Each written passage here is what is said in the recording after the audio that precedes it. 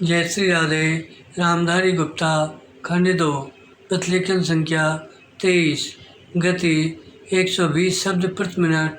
प्रारंभ करें।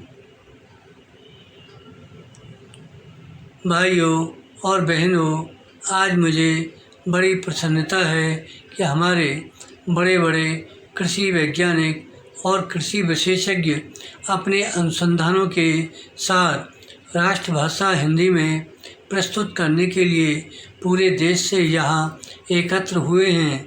मैं तो हमेशा ही कहता रहा हूँ कि किसानों तक नई जानकारी उनकी ही भाषा में पहुँचाई जा सकती है। आपने अच्छा किया कि श्री गणेश राष्ट्रभाषा हिंदी से किया। मैं तो चाहूँगा कि सभी भारतीय भाषाओं में राष्ट्रीय कृषि सम्मेलन आयोजित किए जाएं, ताकि सभी क्षेत्रों के किसानों को पता चले कि उनके लिए इस देश के कृषि वैज्ञानिक कितनी मेहनत से नई नई किस्में और तकनीकी निकाल रहे हैं।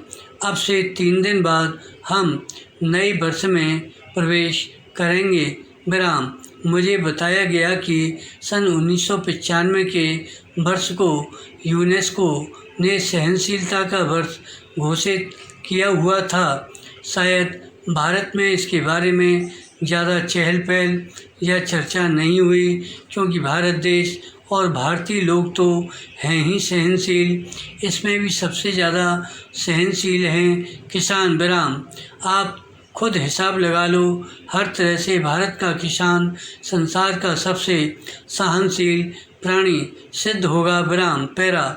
आजकल जाड़ा जोरों से पड़ना शुरू हो गया है, फिर भी उत्तर भारत का किसान शीतलहर की परवाह किए बिना आधी रात को उठकर अपने गेहूं के खेत में पानी लगा रहा है, क्योंकि बिजली कुछ घंटों के लिए आती है। विराम। किसान ठंड सहकर फसल उगाएगा और फसल पकते पकते गर्मियाँ शुरू हो जाएंगी, तो जेठ की तपती धूप में वह खेतों में कटाई व मड़ाई का काम करेगा। यह जाड़ा पाला सहना और कड़ी गर्मी में पसीने से लथपथ होकर काम करते रहना, इतनी सहनशीलता बस किसान के बूते की ही है। फिर हिंदी बोलने वाला हो तो और भी ज़्यादा सहनशील है। विराम। हर हाल में जी रहा है।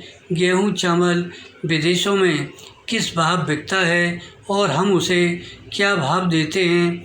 हर चीज़ के दाम आसमान पर पहुंच गए हैं। महंगाई इतनी बढ़ गई है, मगर किसान की मेहनत का पूरा मुआवजा देने में हम 10 बहाने बनाते हैं और किसान हैं कि बर्दाश्त कर रहा है। विराम।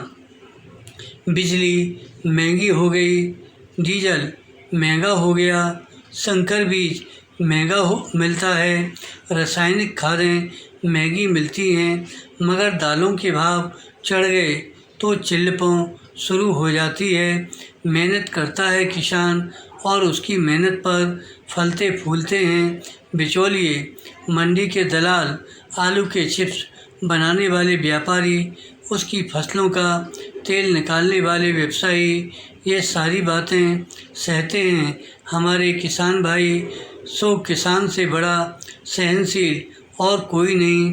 कोई आता है तो खराब किस्म का बीज बेच जाता है और दूसरा जिप्सम के नाम पर मिट्टी बेच जाता है। कई एक नकली कीटनाशक दवाएं बिक रही हैं, छिड़को तो कोई असर ही नहीं। किसान बेचारा सब कुछ सह रहा है। मैं समझता हूँ कि यहाँ जो कृषि वैज्ञानिक हिंदी में अपने शोध पत्र प्रस्तुत कर रहे हैं, वे भी बड़े सहनशील होंगे। धन्यवाद।